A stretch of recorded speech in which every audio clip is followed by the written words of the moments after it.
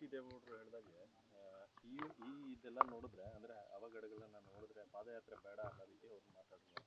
ನೀವೇನು ಮೊನ್ನೆ ದಿನ JP ಭವನದಲ್ಲಿ ಕೋರ್ ಕಮಿಟಿಯ ಅಧ್ಯಕ್ಷರಾಗಿರ್ತಕ್ಕಂಥ GT ದೇವೇಗೌಡರ ಸಮ್ಮುಖದಲ್ಲಿ ಎಲ್ಲ ಸದಸ್ಯರುಗಳು ನಮ್ಮ JDLPಯ ನಾಯಕರಾಗಿರ್ತಕ್ಕಂಥ ಮಾನ್ಯ ಬಾಬಣ್ಣವರು ಕೂಡ ಇವತ್ತು ನಮ್ಮ ಜೊತೆಯಲ್ಲಿ ಬಂದಿದ್ದಾರೆ.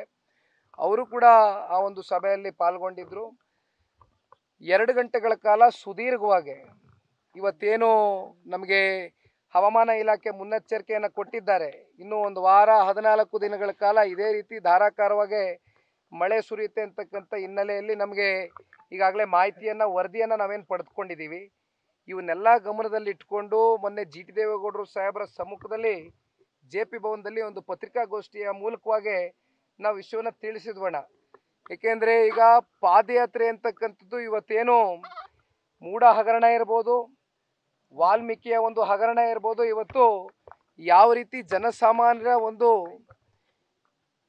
ಹಣವನ್ನು ಇವತ್ತು ಲೂಟಿ ಮಾಡ್ತಾ ಇದೆ ರಾಜ್ಯ ಸರ್ಕಾರ, ಅದರ ವಿರುದ್ಧವಾಗಿ ಸದನದ ಒಳಗಡೆ ಸದನದ ಹೊರಗಡೆ ಎರಡೂ ಪಕ್ಷ ಇವತ್ತು ಒಗ್ಗಟ್ಟಾಗೆ ಒಂದು ಹೋರಾಟವನ್ನು ಮಾಡಿರ್ತಕ್ಕಂಥದ್ದು ನೀವು ನೋಡಿದ್ದಾರೆ.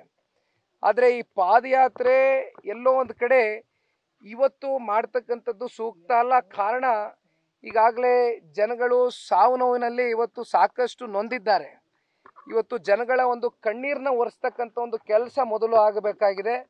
ತದನಂತರ ಪಾದಯಾತ್ರೆನ ಮಾಡ್ಬೋದೇನೋ ಅಂತಕ್ಕಂಥದ್ದನ್ನ ನಮ್ಮ ಕೋರ್ ಕಮಿಟಿಯ ಸದಸ್ಯರಿರ್ಬೋದು, ಶಾಸಕ ಮಿತ್ರರಿರ್ಬೋದು, ಅನೇಕ ಜನಗಳ ಒಂದು ಅಭಿಪ್ರಾಯ ಆಗಿತ್ತು. ಆ ಅಭಿಪ್ರಾಯವನ್ನು ಇವತ್ತು ಮಾಧ್ಯಮದ ಮೂಲಕ ನಾವು ಹೊರಗೆ ಹಾಕಿದ್ದೇವೆ. ಆದರೆ ಇನ್ನೂ ಒಂದು ಕಡೆ ಕಳೆದ ವರ್ಷ ಏನು ಬರಗಾಲ ಇತ್ತು, ಏನು ಒಂದು ಕಡೆ ಅತಿವೃಷ್ಟಿ ಅನಾವೃಷ್ಟಿಯನ್ನು ನಾವು ಕಾಣ್ತಾ ಇದ್ದೇವೆ. ತಾವುಗಳೇ ನಿನ್ನೆ ದಿನ ತೋರಿಸ್ತಾ ಇದ್ರಿ ಟಿವಿನಲ್ಲಿ.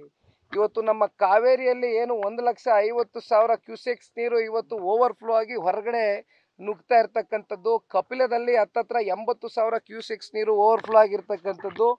ಇವನ್ನೆಲ್ಲ ಬೆಳೆ ಆಗಿರ್ತಕ್ಕಂಥದ್ದು, ಬೆಳೆ ನಾಶ ಆಗಿರ್ತಕ್ಕಂಥದ್ದು ರೈತರುಗಳಿಗೆ ಕಂಡು ಬರ್ತಾ ಇದೆ. ಜೊತೆ ಒಂದು ಕಡೆ ರೈತರುಗಳು ಈಗ ತಾನೇ ನೀರು ಬಿಟ್ಟಿರ್ತಕ್ಕಂಥ ಹಿನ್ನೆಲೆಯಲ್ಲಿ ಇವತ್ತೇನು ಅವರ ವ್ಯವಸಾಯವನ್ನು ಇವತ್ತು ಪ್ರಾರಂಭ ಮಾಡಿದ್ದಾರೆ. ಇವನ್ನೆಲ್ಲವನ್ನು ಕೂಡ ಗಮನದಲ್ಲಿ ಇಟ್ಕೊಂಡು ನಮ್ಮ ಮಂಡ್ಯ ಮೈಸೂರು ಭಾಗದಲ್ಲಿ ವಿಶೇಷವಾಗಿ ರೈತರುಗಳು ಇವತ್ತು ವ್ಯವಸಾಯದ ಮೇಲೆ ಅವಲಂಬಿತರಾಗಿರ್ತಕ್ಕಂಥದ್ದು ಇಲ್ಲಿ. ಹಾಗಾಗಿ ಇವೆಲ್ಲ ಗಮನದಲ್ಲಿ ಇಟ್ಕೊಂಡು ಪಾದಯಾತ್ರೆಯನ್ನು ಸಾಧ್ಯವಾದರೆ ಏನಾದರೂ ಮುಂದೂಡಿಕೆ ಮಾಡ್ಬೋದಾ ಅಂತಕ್ಕಂಥ ಒಂದು ವಿಷಯವಾಗಿ ಚರ್ಚೆ ಮಾಡಿದ್ವು.